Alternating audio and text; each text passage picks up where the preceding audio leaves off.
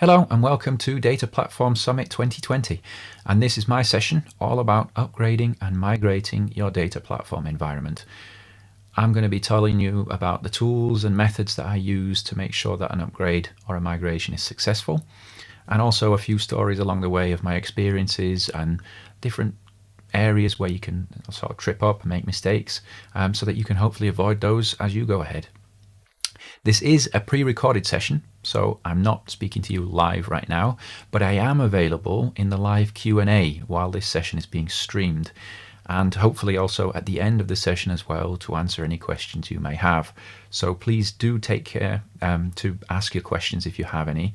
You have the luck of not having to do so in front of an entire audience. You won't have to stand up or speak into a microphone. So please don't be shy. Please ask your questions, and yeah, hopefully I'll be able to answer them. So let's get a quick introduction to who I am. My name is William Durkin. I'm a data platform architect for a company called Data Masterminds.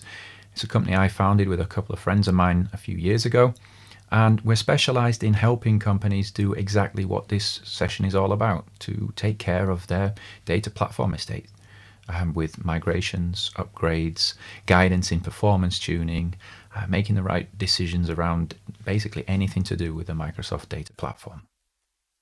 I've also been working with SQL Server for quite some time now. I moved to Germany 20 years ago. I'm originally from the UK. And about 17, 18 years ago, I came into first contact with SQL Server. And since then, I've been a DBA, a developer, system architect, and now for the last 4 or 5 years, I've been a consultant all around SQL Server. And I really enjoy speaking at events such as Data Platform Summit. And in actual fact, I've spoken at, this is the third time I've spoken at Data Platform Summit.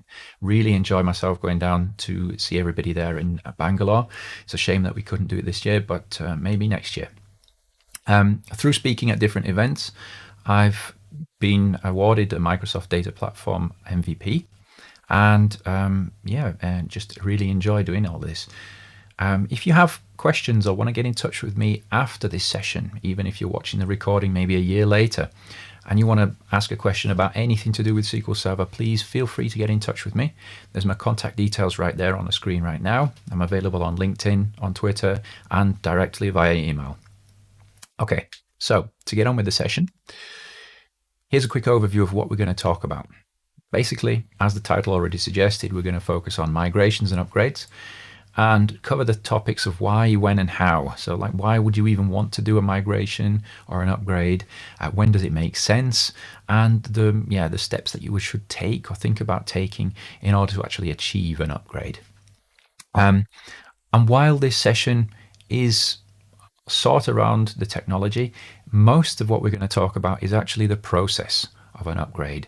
So there's a lot of steps ahead of the actual technical movements of moving a database from an older version of SQL Server to a newer version. And exactly that is what we want to be talking about today. Basically, we're more about the people and the processes than necessarily the technology.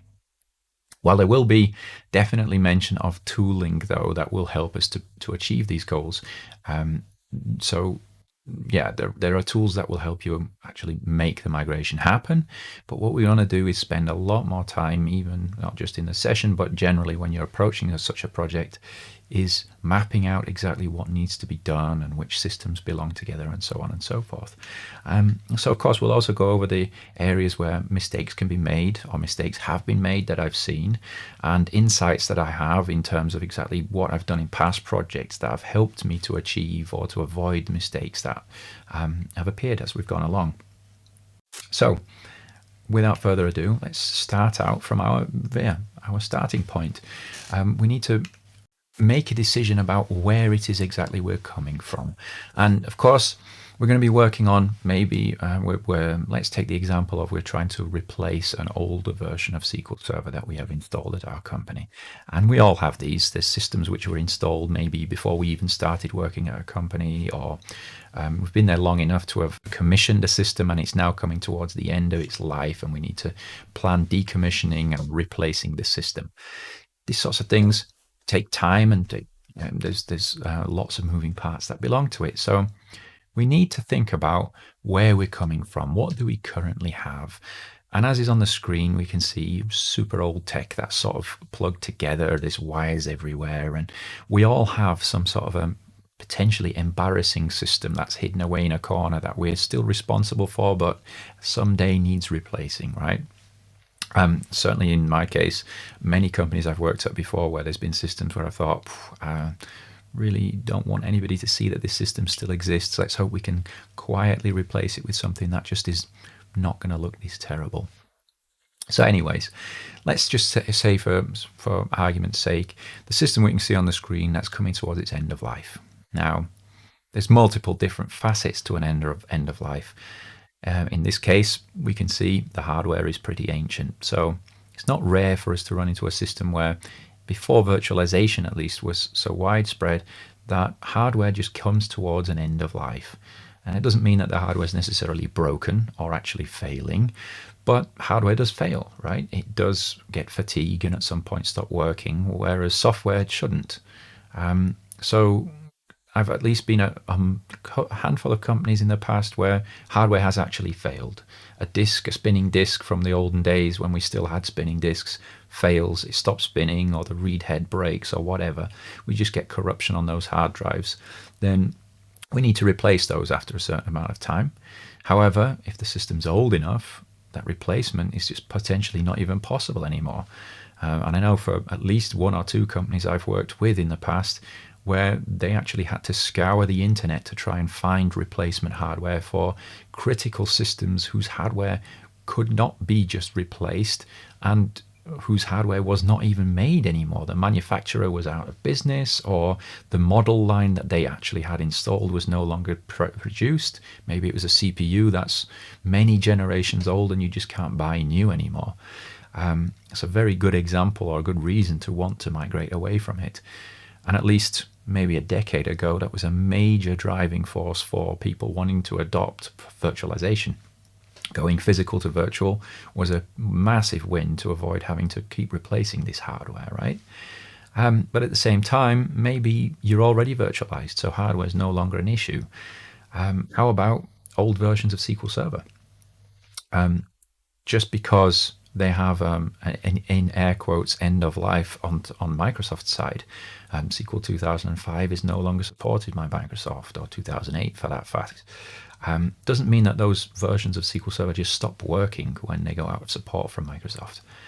But at the same time, if you've got a version of SQL that's no longer supported by Microsoft, if there is any bug or security patch that you would need, they're no longer created.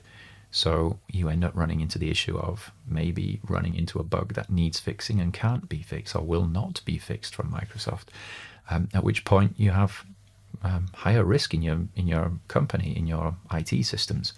How do you deal with that? And in most cases, it's going to be, we're going to replace, we're going to upgrade. And that's fantastic, at least knowing that that's a requirement. But at the same time, maybe it's a system that even with that fact known to us that we're not getting any more patching, maybe it doesn't matter. I've had a couple of companies I've worked with where they have virtualized SQL servers, but they're SQL 2000 or hardware versions of SQL Server running SQL version 6.0. And as long as they can keep the hardware alive, that system can continue working.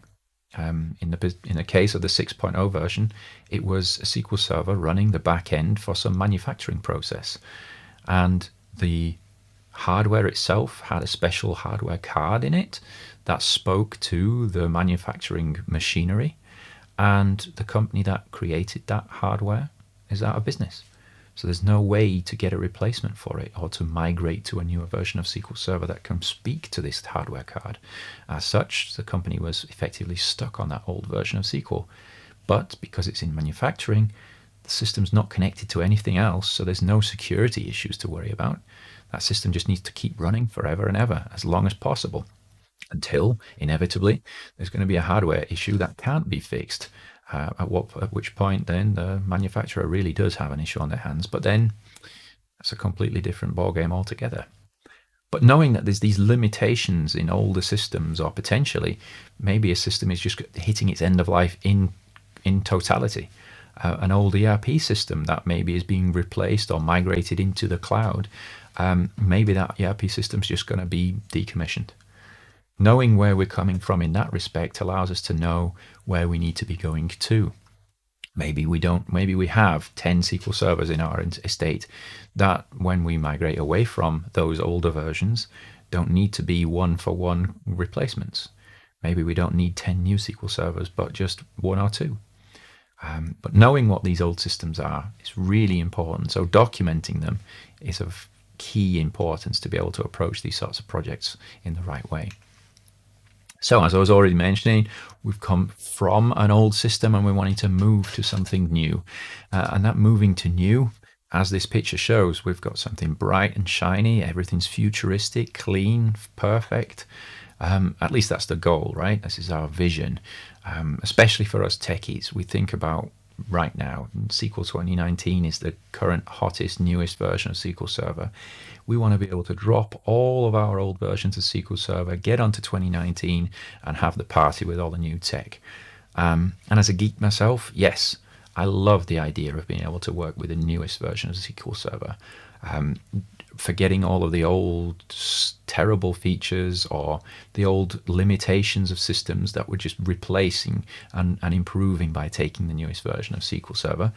That's all fine and good, but this is something I've learned as a consultant, is to be able to take my focus away a little bit from the technology and to think more about the business side of things. The boss of a company couldn't care less which version of SQL Server is installed and running. In actual fact, they probably don't even care if it's SQL or Oracle or MySQL or just all running in Access. The business only cares about being able to sell their products. They don't really care about the IT system behind it. They care as much as the IT system needs to be available and be able to allow them to sell their products, but they don't really care about the actual plumbing, right? So in that case, from a techie's point of view, of course, we're going to say, don't use Access. That's terrible. It won't scale. We've got limitations in what we can do about availability. We need to go to something enterprisey.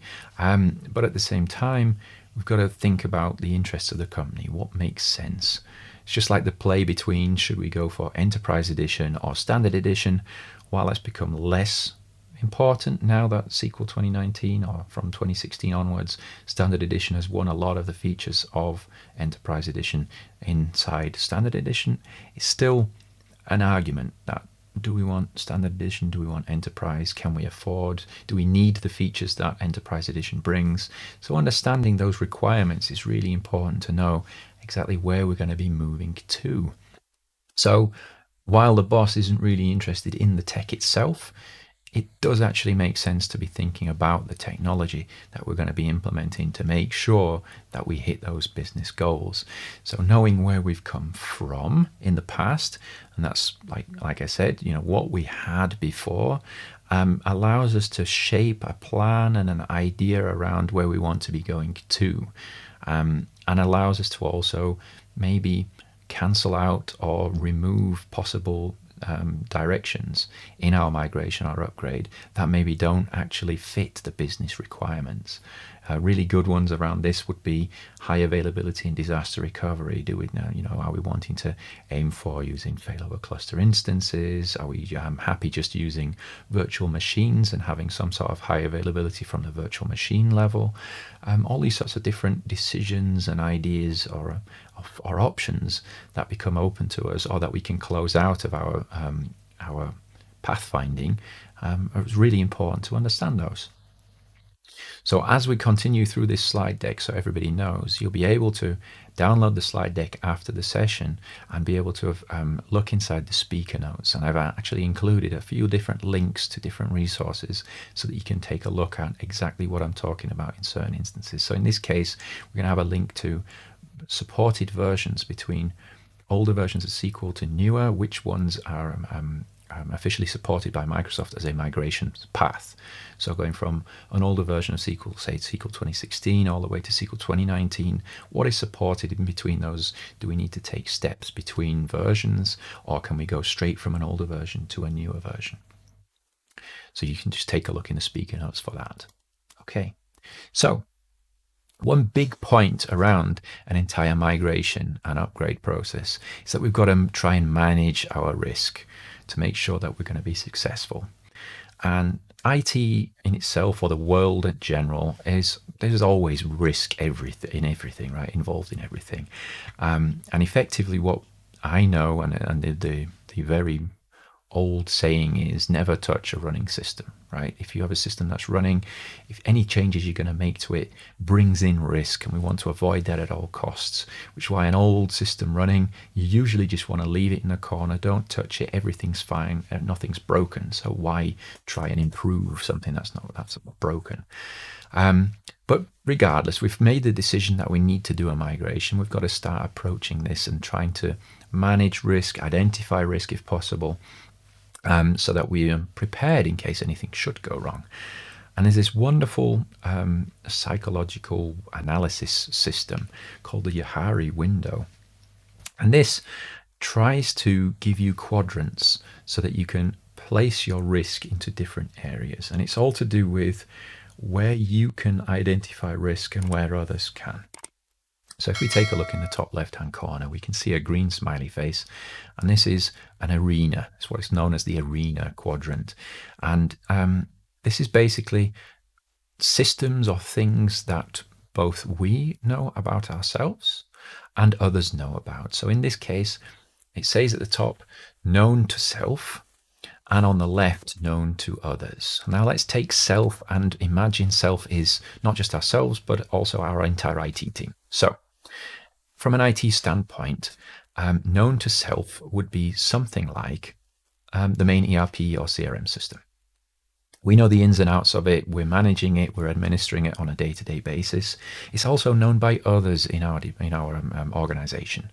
If we have a CRM system, then your customer service team or your logistics team will also know about the CRM ERP system because they use it as well to fulfill their duties. They're taking orders or they're processing and shipping orders from the warehouse. So this is one of the easiest systems to know about, right? Everybody or many people in the organization know about it, not just yourself, but others as well. So they have multiple different teams or people who are able to provide input around that system to allow you to understand, hopefully, the entire system. So then on to the right-hand side, next to that, we have the blind spot. And this is a system that is not known to you or your IT team, but is known to others. And this is the classic shadow IT. This is the systems that you don't know about directly. Maybe you've got a tiny little inkling that these things exist, but somebody else has created a system to allow them to do their job and has not involved the IT team in that.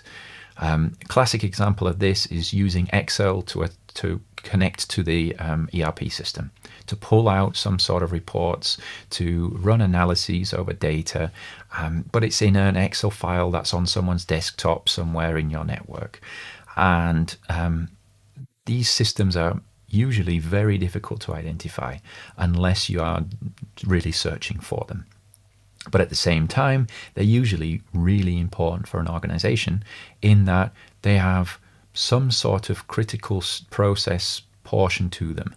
You know, the report that the person is running inside Excel is required for them to export the customs documents to send parcels outside of your country.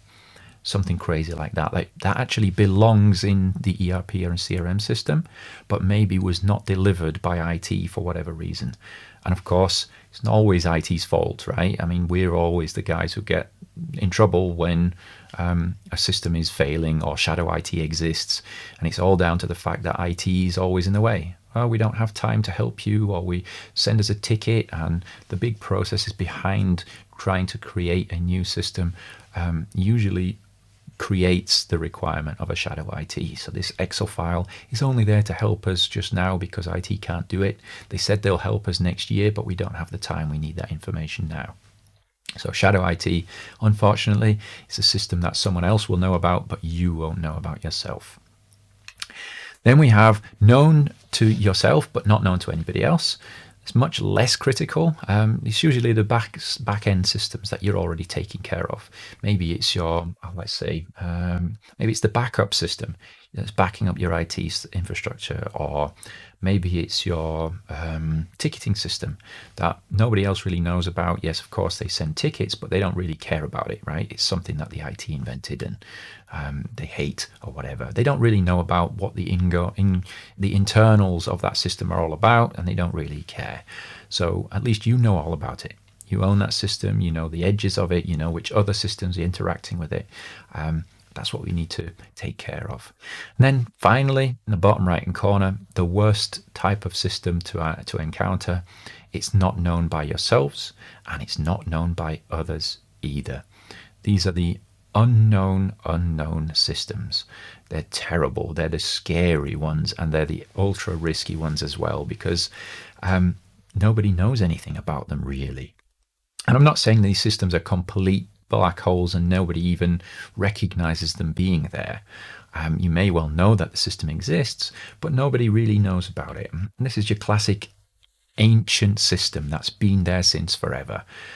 Some weird stock control system for some office or some warehouse in the middle of nowhere that was looked after by John Smith from 10 years ago, and he retired 5 years ago.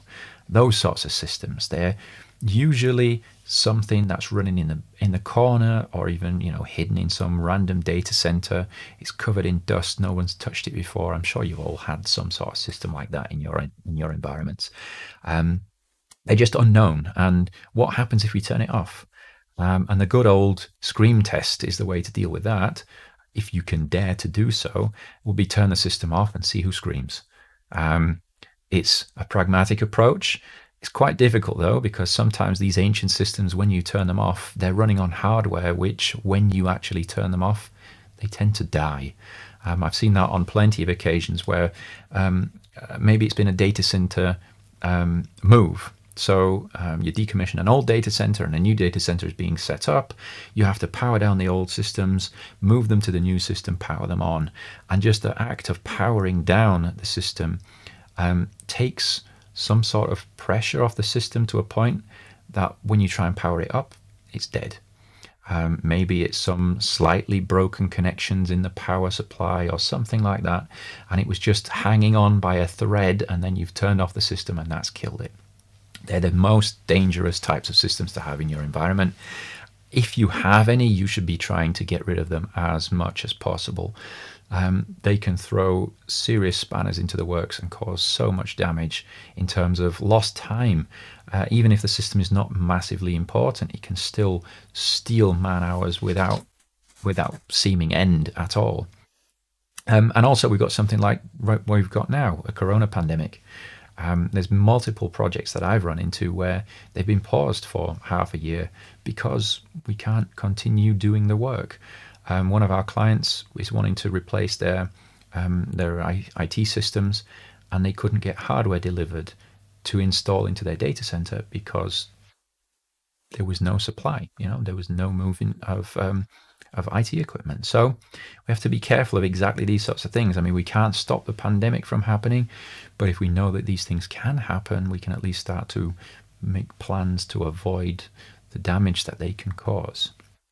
So once we've tried to break down our things into our systems into different risk categories, we can start treating them in ways that should try and help us mitigate the risk itself. So biggest part in case of this is basically discovery. We're trying to find out what's going on in our systems, who's touching our systems, why are they there? As with the classic ancient system, what was the point of this system? What's it doing there in the business? How is it even helping us? And documentation, that is the way to deal with this. We're going to be, on a project like this, spending a lot of time talking to people and documenting systems. And I'm not the first person to be jumping up and down with joy about having to do documentation. I hate it. It's boring, it takes a long time, and pretty much as soon as you finish the document, the next day it's no longer valid anyway. IT systems change quicker than the documentation can do. And there are multiple tools trying to attempt to make it that documentation is somehow updatable and refreshable and self-healing in that effect. It's something that basically in every single migration and upgrade project I've dealt with, we've hit exactly that. Documentation was ancient, was incorrect, was outdated, was just completely wrong. So that we've had to start from scratch documenting exactly what exists now, what exists, what should exist later. The classic one of that has been I've been at clients where they've said, yeah, we've got 5 SQL servers. We want them to consolidate those down to 2, move from the old version to the new version. Let's get a plan going. And the first thing we then do is scan the network for SQL servers that are installed. And in this one case where it was 5 supposed SQL servers, all of a sudden there were like 28 servers or something in the network, where all of a sudden all of these extra servers have appeared. Not only is that an issue in terms of licensing with Microsoft, Microsoft is not going to be happy about all of a sudden 23 extra servers appearing in your network, which potentially not licensed, but also who's looking after these systems. We're getting back to that to that previously mentioned shadow IT. Where did these SQL servers come from? Who's looking after them? Who's doing the backups? Who's patching them? And in this case, with this client, it was exactly that. No one was backing them up. No one was patching them. They were completely unknown to the IT team, which, of course, is a huge risk. So documenting those allowed us to understand exactly where things were in the network, what they were there for, were they even licensed, are they still needed, will they be needed in the future? Documentation is a massive point that I can say effectively, if your planned project is going to be 6 months, probably 3 months of that at least will be documenting and finding out what's going on your systems, and who's using them. There's a study from a project management institution that suggests that 14% of projects completely fail, IT projects. I'd say that's a very low number, but they equally say in the explanation of that project, that project evaluation, a good 2/3 of projects fail to achieve all of their targets, so they have partial failure, and that sounds much more realistic. So 14% is abject failure, so the project completely fails, and 2/3 of projects, so 66%, fail to achieve all of the goals, whether that's being on time, being in budget, or actually delivering what was required. That sounds pretty accurate to me from what I've experienced in the past. And that all comes down to actually gathering the requirements, documenting what's going on and where you want to be going. And in that case, in terms of documentation, it's fantastic to have it, but the saying is trust but verify. You need to take what has been documented and speak with people who own those systems, whether that's application owners or product owners. Find out what their systems do. Document as many sort of interfaces between systems that you possibly can, and allow them to tell you. They're the experts of their systems. They should be able to provide you with as much information as possible. Also, in terms of a third-party product that maybe you're running, you need to find out which versions of the back-end systems, whether that's Windows or SQL Server or whatever, what are supported. There's many companies which supply software and never bother to check if newer versions of SQL Server are actually compatible. I mean, luckily, in most cases, anything on a SQL 2008 onwards is usually safe enough to go to a newer version of SQL Server. But there's always the caveat, right? There's always going to be a little star behind usually all. These systems have to be certified. If you're using a third-party software and use a SQL Server version that they don't support, if there is ever an issue with that system, the first thing they'll say is, yeah, it's down to the wrong version of SQL Server, even if it's clearly not the case. So you need to find out exactly which versions do you support.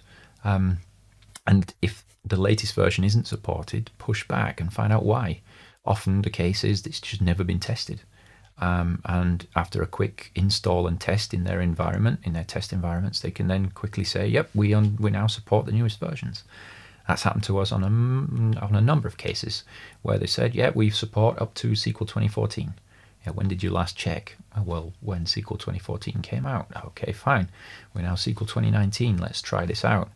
And very quickly the turnaround came. Yep, we support SQL 2019, which is fantastic. Means we open up a whole different scope of which versions can we go to, what can we do, what can we use.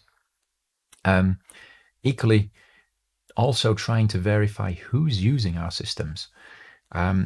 A really good example of this would be to use something like extended events.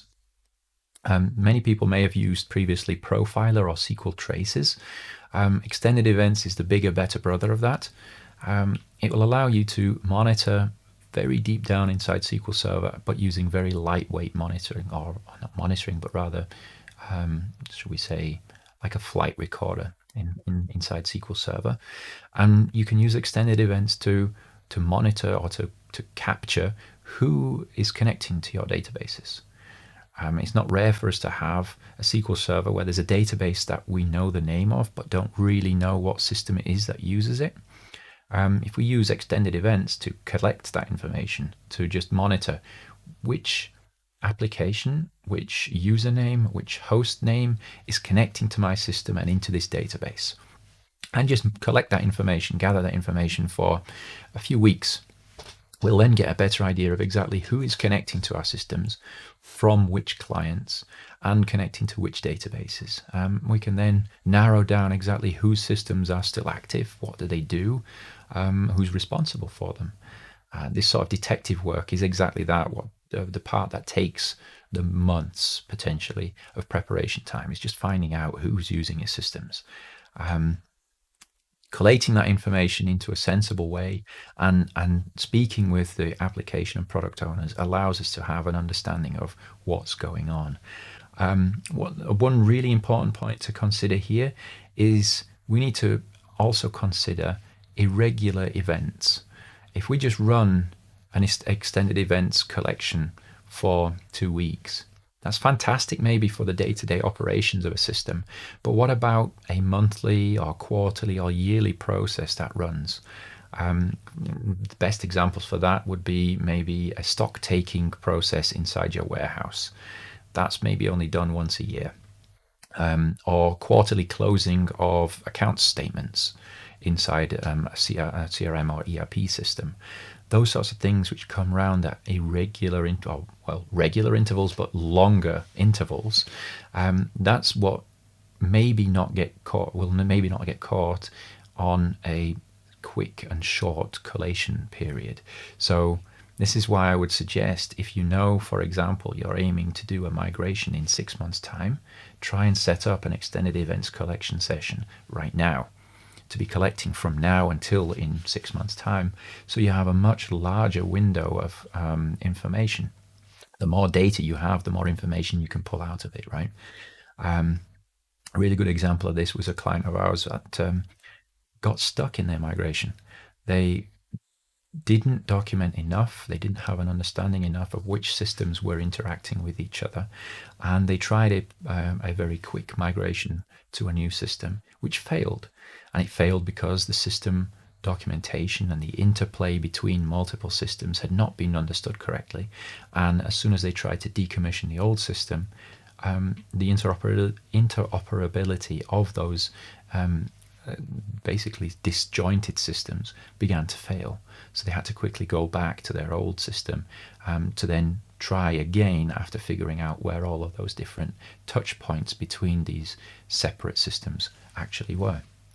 So documentation, don't know if I can hammer this home enough, is key to be able to understand what your systems are doing before you're making any moves to any newer versions. At the same time, clearly speaking to third parties or your in-house software development teams to understand, can you use newer versions of SQL Server? Can you use a cloud version? Is Azure SQL DB instead of a full-on SQL instance something that you can consider? What features are you using? What features would you like to use? There's many cases where a development team is being held back on an older version where they would like to use new features that are only available in the newer versions of SQL Server. For speaking with those product and application owners will allow you to narrow down and help them, help get support from them even to make a migration possible. So after we've done this whole documentation process of the systems themselves, or not even after, but at the same time, we also need to speak to the business and find out how we can prepare for a move in itself from the business's side.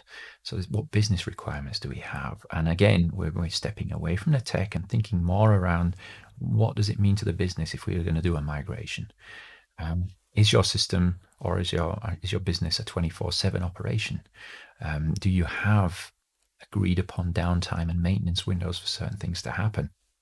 Now, this is not to say that a 24/7 operation is a requirement to have any sort of intelligent migration strategy, or that it's even an impediment to that, but it's something we need to consider.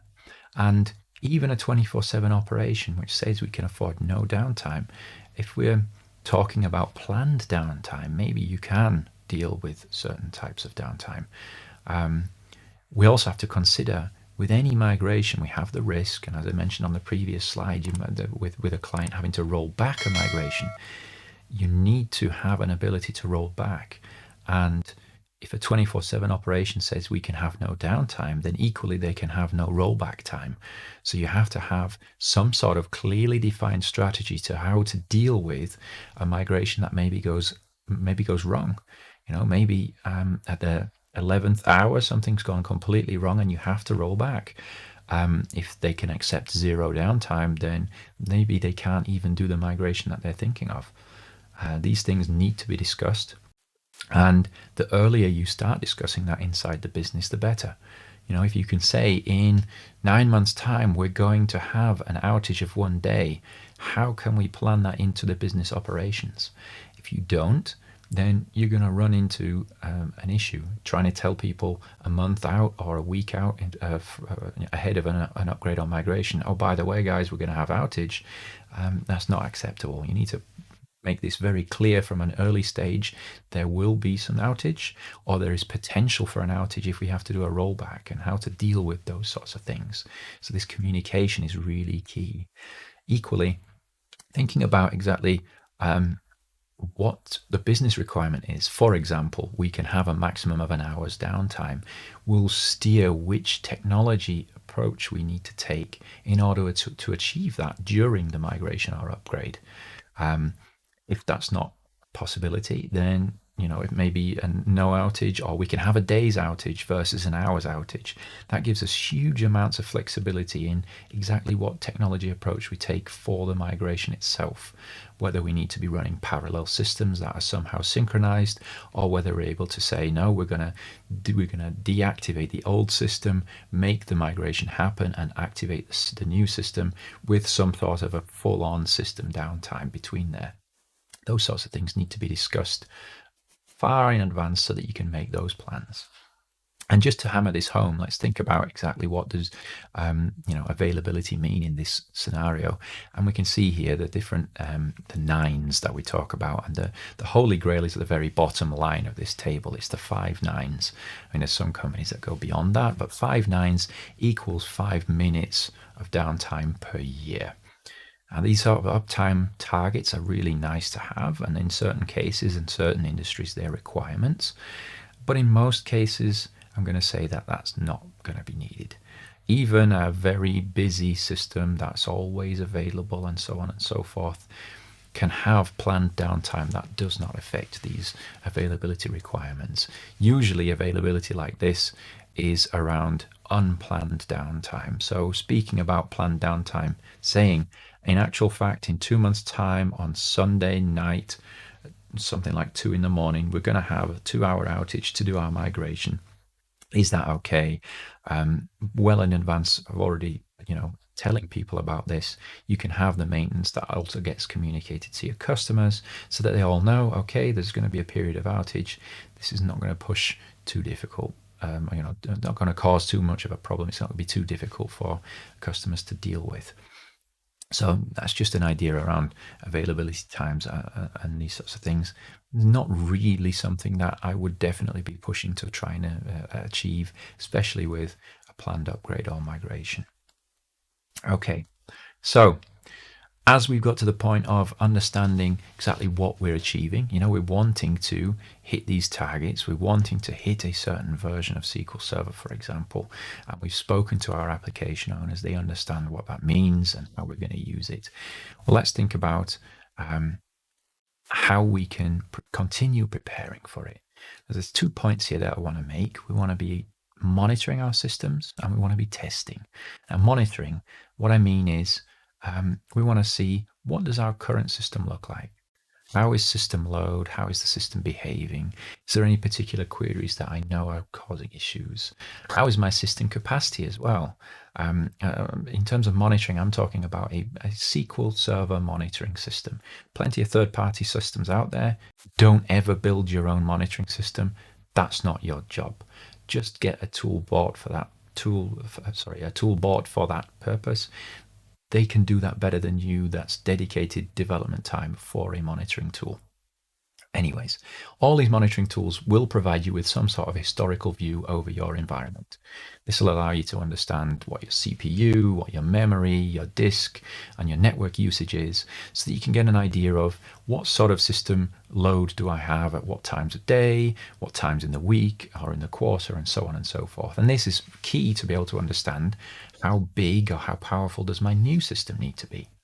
If we're maybe consolidating down from 10 servers to 2, can I fit those 10 servers into 2 servers? What size do these 2 new servers need to be able to, to actually hold that amount of resources to be able to process those requests? So if you're not monitoring yet, do so as soon as possible, regardless really of if you're doing upgrading or migrating, or if you're just using your servers as they are. Monitoring is key to be able to understand what's going on in your systems. And testing might be quite obvious to some people. It certainly is to me. I want to make sure that you test correctly. And there's 2 real test styles that you're going to be approaching to make sure that your new versions of SQL Server will work with your applications. There's functionality testing and there's performance testing. So functionality is, does the actual application or database behave the right way? Is my select still returning the same values, or is something else going on? That is the functional test. There, we don't really need to have a comparable system to see, maybe I had 16 CPUs and 200 gigabytes of RAM in my production system. I don't necessarily need that in my functional testing phase. We can have a small VM on a new version of SQL Server, put our database on it, connect our application. Does the application actually work? And we're not looking at performance metrics at that point. We're just looking, does it work in general? Yes or no? Then we have performance testing, which, as the name suggests, is it performing the way I'm expecting? That's where we need to try and get as close to what production should be in terms of performance availability. What resources do I have? The number of CPUs, the number of disks, the number of the amount of RAM we have, and so on and so forth. So we'll try and be as true to a reality as possible. Good thing being there, if we're in some sort of virtualization environment, we can spin up virtual machines and add CPUs quite quickly, even for a short period of time, for exactly that reason. As soon as we finish our tests, we can throw that VM away. What we also need to do is, as I already mentioned previously, speak to our third-party suppliers of software, make sure that they support these versions of SQL Server. One key factor with moving to newer versions of SQL Server is to consider the compatibility level of your databases. If we migrate a database from an older version of SQL Server to a newer, the compatibility level will not necessarily be changed. So just doing a backup from an old version and restore on a new version will not change the compatibility level of the database. As such, SQL Server will basically pretend to still be the older version of SQL Server. Now, this is something that Microsoft has said is a legitimate approach to make sure that your database still behaves the way you expect on a newer version of SQL Server. The compatibility level itself will turn on or turn off features that are available on that level of supported version. And the good thing being, we can take an old version of SQL Server database, put it onto the newer version of SQL Server, and tell it behave like the old version for now. Continue working, make sure that things function the way they should and perform the way they should.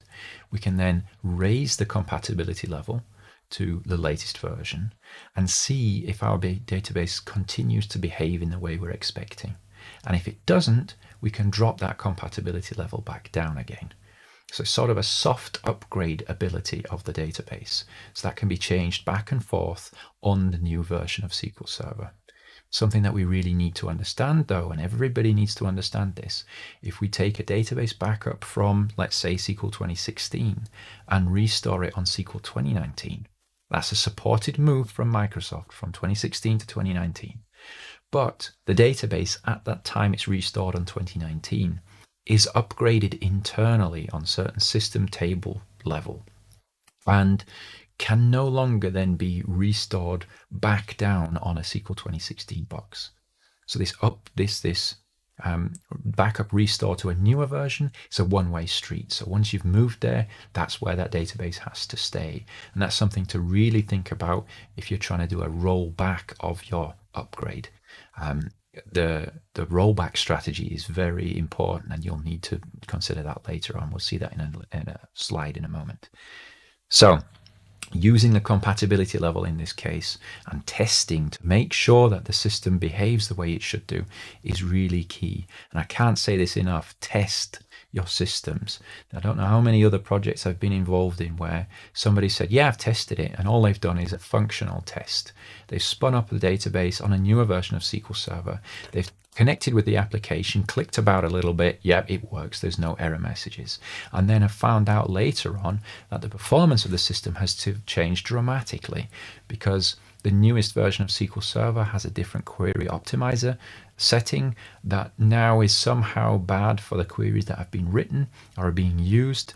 And as such, then we have a query regression where all of a sudden the query's gone from just a second in execution up to multiple seconds or even minutes of execution because the query optimizer chose a query plan that was just not optimal. These sorts of things are rare, but they do happen. So you have to make sure that it's not just functional testing, but also performance testing. So, preparing for our move. There are a few different things here. I'm going to talk about tools and mention tools. We're not going to dive into the tools themselves necessarily, but we're starting off with extended events. It's been already mentioned. Using the extended events to pull out information of what's going on my old system, who's using it, what applications. Getting an idea of what's going on in those systems will allow us to better understand how they may behave when we move to a new system, especially when we're wanting to do the checks that we were talking about, testing and compatibility tests, right? We want to be able to identify each system that's going to be using our database so that we can test each and every one of those for function and performance. Next up, we have something called a query store. This is a fantastic feature that came in SQL 2016 and allows us to capture query execution statistics and execution plans and see how the system behaves when we change compatibility modes. Compatibility levels on those databases. And I use this tool in particular with a client where they'd gone from an older version of SQL Server up to SQL 2016, or was it 2017 in fact, and they had query regressions. But because they had query store running on the old 2016 box before moving, they captured the query plans, moved to SQL 2017, and they noticed the query performing worse. They could see in the query store those plan changes and were able to force the use of the older, better plan and use that plan to avoid the performance problems they were experiencing until they could rewrite their query to make sure that the better plan was always going to be used. So query store, fantastic, especially on this slide for everybody.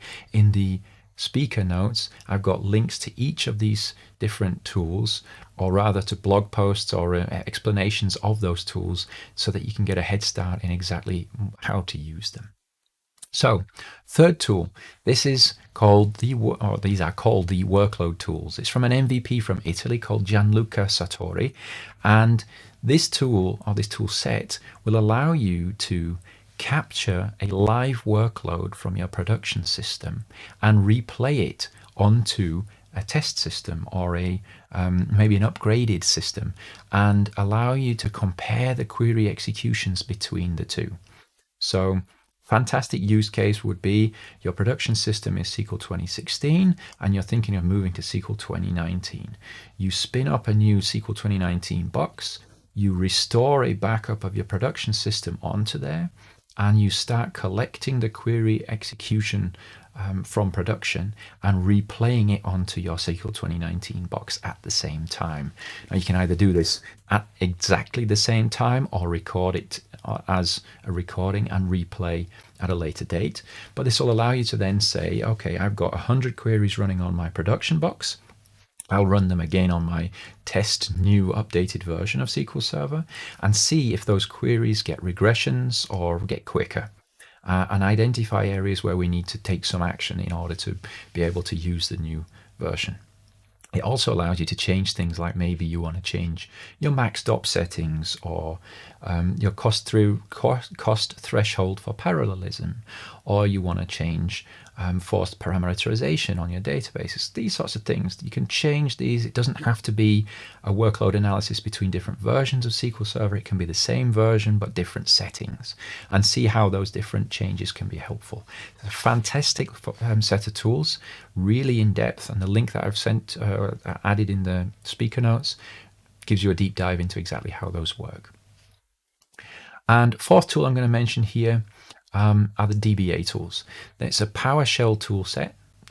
It's from a community, from the community. It's open source. There's over 500 different commands, maybe even over 600 by now, where we can use these tools to automate many different steps of a normal DBA's day-to-day life.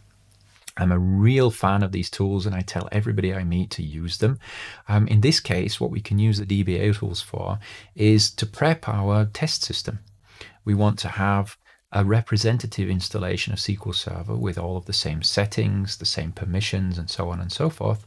So we can use the DBA tools to synchronize those settings between servers and allow us to have an apples for apples comparison between those two systems. And we'll also mention the DBA tools, take a look at the DBA tools a little bit later on. Those should be in your cabinet effectively of tools to use on a day-to-day basis regardless. But the DBA tools themselves, in this case, really good for synchronizing settings and later on for actually performing the migration of the databases from an older system to a newer system. Okay, and let's move on to continuing to prepare for our move. And on this slide, we're going to talk about how we need to standardize and automate. So our new target system, we should take the opportunity while we're building up something new to free ourselves from all of the technical debt that we had in the older systems. So we can remember back to the very first picture on the slide deck was this old system with lots of wires everywhere and things that looked a mess. We want to try and set up something brand new with the right foundation and make sure things are as optimal as possible from day one. So we can get rid of all the old permissions that were mistaken. I don't know how many people on this during this session watching have a system where they have a user which has to have sysadmin rights to the entire system because the third-party vendor said that has to be so.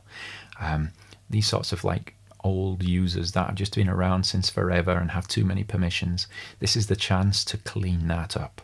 And as the first point mentions, standardization. I don't want to have to install a new SQL Server ever again by hand.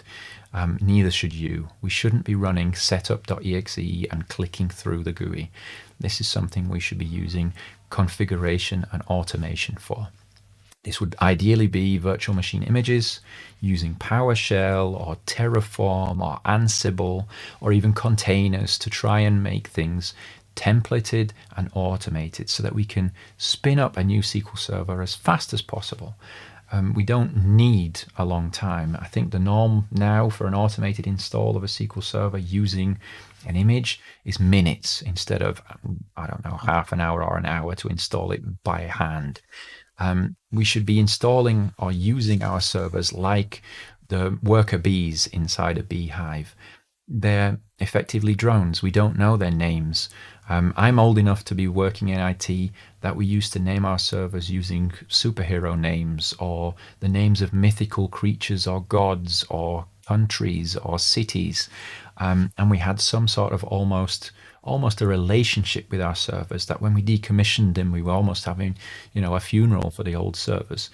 We need to get rid of that. We need to step away from that as much as possible nowadays. Servers should be spun up, they should perform a purpose, and if they're no longer needed, they should be destroyed. I'm a big fan of the container idea in that those servers don't get a name, they get almost a GUID as a name, so you don't even know what they're called anymore. They're spun up, they do their job, and if we need to patch even with containers, we don't patch anymore, we just spin up a new container image which is already patched. This is exactly what we need to be doing, is very rapid and automated deployments of systems away from this old school, let's install a Windows box, let's add a disk, let's install SQL Server and click through and type in passwords, and all of that sort of thing should be automated away so that we can just get away from the old, the slow, the decrepit, and get to a newer, quicker, more agile IT. That's basically what we need to do when we're preparing. The new system should be new and fancy, and this is where embracing the new shiny tech really is important. And the argument I often hear about automation is, well, I'll automate my job away. Hopefully you do. If your job is day to day installing and clicking through the GUI, you're doing it wrong. You're wasting precious hours of your life doing something that a computer should be doing for you. Computers are there for that task, automating away what's going on.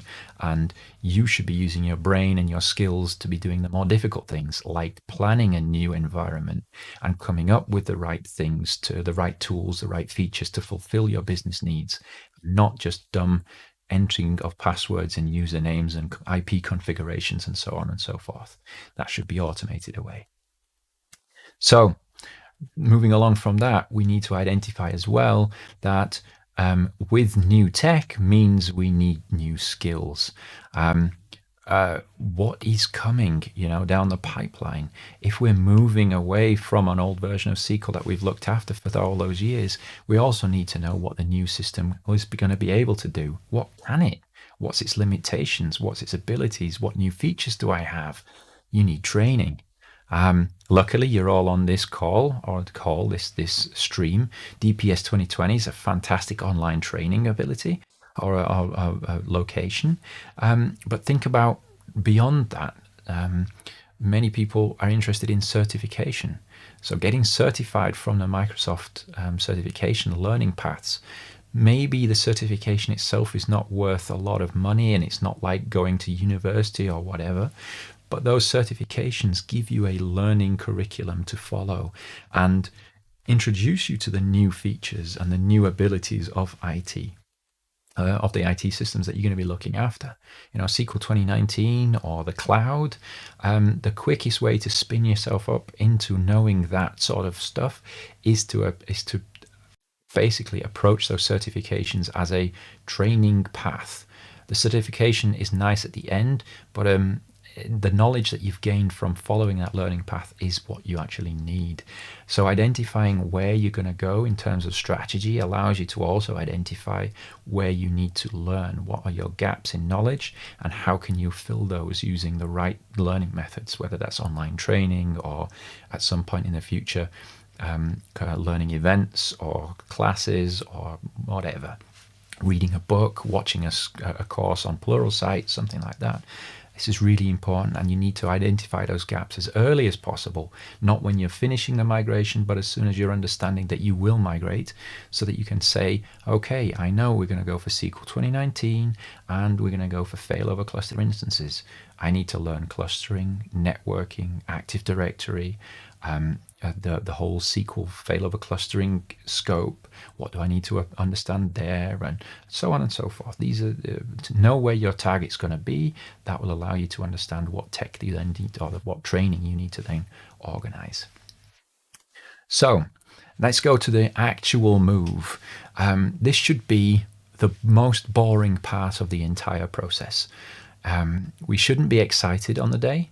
In actual fact, if we're doing it right and we're using the DBA tools, as I mentioned, it should be almost one line of PowerShell that we execute and we just sit back and wait for the migration to happen. The migration itself should be really, really boring. There should be no surprises.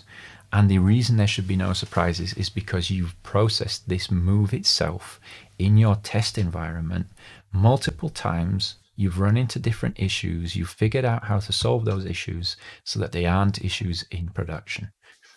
That's why the actual migration itself in production should be as simple as flicking a switch, running one line of PowerShell, and waiting for things to continue to complete. Maybe it's not that case, maybe it is, but you should have it down to a few steps that are well documented and that you don't miss anything. This is where the DBA tools really comes into its own. I was on a massive project, a migration or upgrade, in fact, from an old version of SQL on an old Windows cluster to a brand new SQL Server on a brand new cluster. And we had a huge whiteboard and wrote down like 100 steps that we needed to take so that we could tick each step off as we went along. And at the end of the process, it was like a 36-hour migration. We were all absolutely tired. We were finished. We couldn't think straight. We were happy we had the whiteboard to help us along the way. But even after those 100 steps, we'd still missed something. This is also something that you need to recognize. Even if you've practiced and processed it on test multiple times and it's always been fine, nothing is the same in production. Nothing. You're going to run into some issues, so be prepared for that. Which is why if you can script and automate as many of those steps as possible, you can't be the mistake in that chain, because humans are the ones that make the mistakes. The code, let's say DBA tools migration, is going to execute the same migration steps every single time. Any mistakes that get introduced are usually going to be the humans typing something wrong, clicking something wrong, whatever. This is the key to automating as much as possible as well, not just because it's boring, but also because you can't forget to do something then. So if we are using DBA tools for a migration, it's fantastic. We can use a single command, which will then allow us to do backups and restores of all of our production databases, restoring them onto our target system. However, if we have a system which maybe cannot go offline for this time where we take the backup, stop the old production system, and bring the new production system online, if we don't have that luxury, then using something which is still quite old school and still really just backup and restore, using log shipping is a fantastic functionality inside SQL Server since forever that will allow us to then ship our production database from the old system to the new system in the background. And I've done this successfully with very large databases where the full backup would take hours to perform and take hours to restore, where we set up log shipping weeks in advance so that the database is being shipped in the background from our old production to the new production. And because it's transaction log shipping, it's only so far behind as the last transaction log backup. In this case, it'd be possible to then set your production database, your old production database, to finish, let's say, at 2 in the morning. You run the last transaction log backup, restore it on your new production system, which takes just a few minutes, and then you can start up the new production system and you're ready to go. And that cutover of a few minutes is far more acceptable from the business standpoint than having to do an entire backup and restore at the point of cutover. Lots of log shipping can reduce your downtime to almost zero. And I've used that successfully on multiple 100 gigabytes of database. There is effectively no limit on what you can do with that because log shipping is just backup and restore. Equally, keep in mind that we can continue to use the query store during and after the move to keep an eye on those queries that maybe regress, where we can take a look at them. Are they behaving the way they should do? Are we getting the performance we're expecting? Are we going to have to force some plan, execution style, anything like that? So query store should not be forgotten. That needs to be used ideally, if you can, on the old system, but most certainly on the new, to get insights into which queries are behaving themselves behaving themselves as you're expecting, or which ones are misbehaving. The same also goes for monitoring. You should have the monitoring set up for the new system from the get-go as well. So now let's think about it. Every single migration is going to run into some sort of an issue. There could be a disaster. Maybe it's a complete and utter disaster. I certainly hope that's not the case, but it could do. So plan for issues to happen. Plan for the worst and hope for the best. This means that you're ready in the eventuality that things do go awry, that things are broken, that you'll be able to deal with it. The last thing you need is for the migration itself to somehow run into a problem and for you to be panicking and trying to fix the problem, which you don't maybe concentrate well enough on, because migrations can take many hours. There's lots of pressure from all sides for it to run well. And under pressure, we can crack, we can make mistakes. So having a planned rollback strategy, if that's so necessary, is very important. Have the ability to roll back, to say, okay, we've identified the migration has failed. How do we get back to our old system? Now, if we have a full maintenance window where the system is offline, that gives us a lot of flexibility in this way. We can online the new production system. If there's an issue, we can offline it again and online the old production system again. That makes it quite simple. If we've got zero downtime policy, we have to have plans on how to move back. As I said, we can't do a backup and restore from a newer version to an older version. So we have to somehow consider any new data created on the new system needs to potentially be re-imported into the old system, if that's even possible. So you have to go through all of the different scenarios of how to deal with a failed or partial migration. Equally, how to deal with a full-on outage. The complete new production system has died. How do we deal with that? There's one tip I'd like to give to this point, to this particular point. When you're when you're working on the application connection strings that you will have to touch when you're replacing the new system, replacing the database system, assign each and every application a DNS alias as a CNAME, and give that application its own alias. So if you have 5 applications all connecting to one SQL server, create 5 application-specific aliases. Application A, DB, application B, DB, and so on and so forth. And even if all those CNAMEs point to the same server, it gives you the flexibility later on to say, I'm going to migrate maybe one of those applications away from that database server to a new one, because we need to scale out the database, or we need to replace it, or whatever reason. If each and every application has its own CNAME, then we're much more flexible in making those changes. Equally, for our rollback strategy, if things go wrong, the applications are speaking to a CNAME in your DNS. You update that CNAME to point to either the new or old server, and then your applications redirect to the correct server without having to to change the application settings all over again. Okay, so as we come to the end, we've basically now spoken about all of the different steps and breaking points and issues that you may run into in terms of a migration. And because you've documented everything, and because you've tested everything, and because you've completely automated your deployments, you're now able to lay back in your hammock, have a nice cold drink, look out at the sea, and enjoy the feeling of having a successful update or migration. That is the feeling, the best feeling altogether. That big migration I talked about with the whiteboard and the 100 steps, I did that and was able to then go with my colleagues and take a wonderful view over the mountains in the city that we were working in, and have a nice relaxed beer to celebrate our success. That's what you want at the end of a project. And also, don't expect fanfare and thanks from everybody. I mean, we already work in IT, so we know nobody says thanks when things go well. They only shout at us when things go wrong. So you'll have to make your own hammock. You'll have to have your own tropical island idea in the back of your mind, and to celebrate your success. But also, do celebrate your success, because these sorts of things, they take months of preparation and can be rather anticlimactic when everything just works because you did the job right. So just to go over again what we've talked about. We talked about migrating and upgrading, why and when and how. And we've seen, there's certain things to consider, that it's not all tech. It's a lot about process and people and communication and documentation.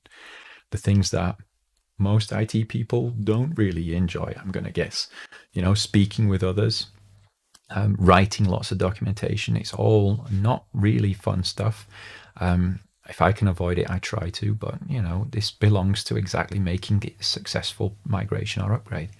We've also seen a few different tools and processes to make sure that we get these things right. And as I mentioned before, the tools that I've used or highlighted, they're in the speaker notes of the slide deck, so you'll be able to find those after the session or during the session if you have the slide deck available to you.